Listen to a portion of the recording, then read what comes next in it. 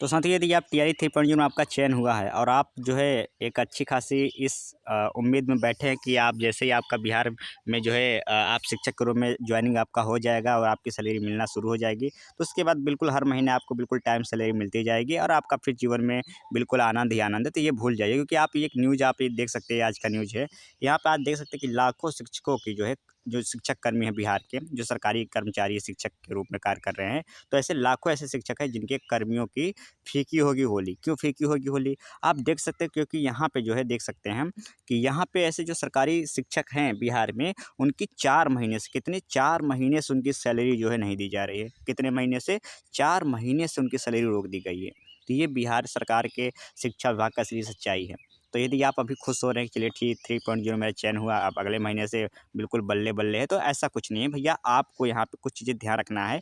ये बस इसके लिए मैं ये वीडियो बनाया कि जो कुछ बातें हैं, महत्वपूर्ण बातें, उसमें कुछ आपका मैं ध्यान आकर्षित कराना चाहता हूँ।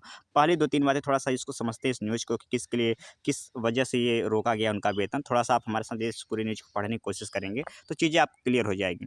आइए थोड़ा-सा पढ़ते हैं। इसमें लिखा है कि राज्य में लाखों शिक्षक कर्मियों की इस बार होली फीकी होगी, क्योंकि भाई सैलरी नहीं मिलेगी तो होली कैसे मनाएँगे?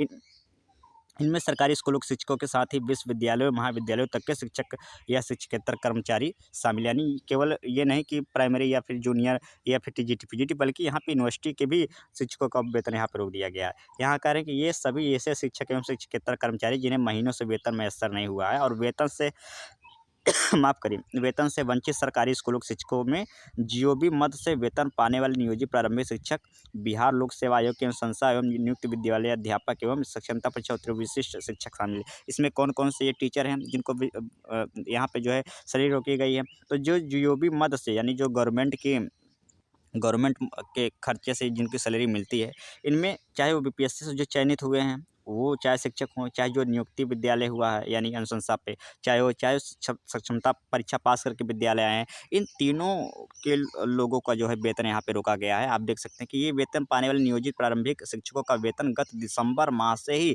आवंटन के अभाव से अटका हुआ, यानी दिसंबर से ही, यानी दिसंबर, जनवरी, फरवरी, मार्च 4 महीने हो गए और इनकी अभी सैलरी रोक दिया गया है। कहा जा रहा है कि ये जो नियोजित प्रारंभिक शिक्षकों के संगठनों ने राज्य सरकार से गुहार लगाई थी कि होली के पहले जिलों को राशि का आवंटन उपलब्ध कराया जाए, लेकिन होली भी आ गया और इनको ये भी सैलरी क्या हुआ भाई, इनकी सैलरी पूरी तरीके से अटका ही हुआ है। तो ये एक बड़ी चिंता का विषय है। ठीक, ये देख सकते हैं आप, ये न्यूज़ को अपने आप पढ़ सकते हैं।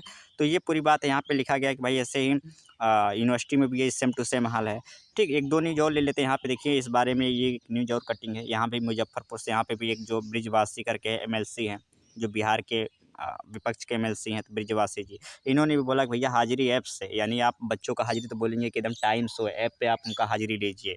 तो हाज़िरी ऐप से, लेकिन वेतन 4 महीने गैप से। भैया ऐसा नहीं चलेगा कि आप जो है काम हमसे अच्छा लें और हमका सैलरी 4-4 महीने लटका दें। तो ये इस तरीके का यहाँ पे देखिए कि इस तरीके से यहाँ भी ये न्यूज़ पढ़ सकते हैं। तो कुल मिला के इस न्यूज़ का आज का उद्देश्य हमारा बताने का यही है कि भैया जब आप सैलरी टियर 3.0 में आपका जब चयन हो जाए, जॉइनिंग ले ले, तो ये नहीं कि सैलरी आ जाए और धकाधक उसको उड़ाते जाए, ऐसा नहीं करना है।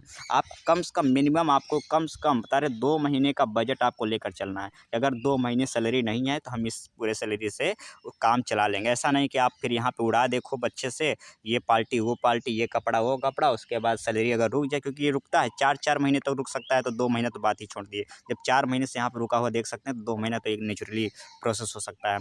तो 2-2 महीना के लिए कम से कम अपना बजट बना के रखेंगे, ये नहीं पूरा खर्च करेंगे। हाँ, 2 महीने अगर सैलरी रुक जाती है, ताकि उसी जो आप बचत आप किए हों या जो बचाए हों, उससे दो, नहीं तो फिर आपको कर्जा वगैरह लेना पड़ेगा। फिर वही एक बेइज्जती वाली बात आ जाएगी, आप सरकारी नौकरी लेने के बाद भी आप 2-2 हज़ार, 3-3 हज़ार किसी दोस्त से कर्जा माँग रहे हैं। तो ये आपको रखना है कि भाई साहब अपना 2 महीने का अपना जो खर्चा मेंटेन करके चलना है, सारी चीज़ें प्लान करके चलना है कि मुझे अगले 2 महीने सैलरी नहीं आती है, तो हम ये चीज़ों को मेंटेन करके चलना है। ये न्यूज़ इसलिए बताया कि ये बिहार शिक्षा विभाग की हालत है किसके वेतन को लेकर। तो ये वेतन की स्थिति रहने वाली टीआई 3.0 के साथियों का, इसलिए बहुत सावधानी से जो है चीज़ों को खर्चा करेंगे। तो ये पूरा वीडियो यही रहा। आपको ये न्यूज़ कैसी लगी कमेंट करके जरूर बताइए। मिलते हैं अगले वीडियो में। तब तक के लिए आप सभी का धन्यवाद।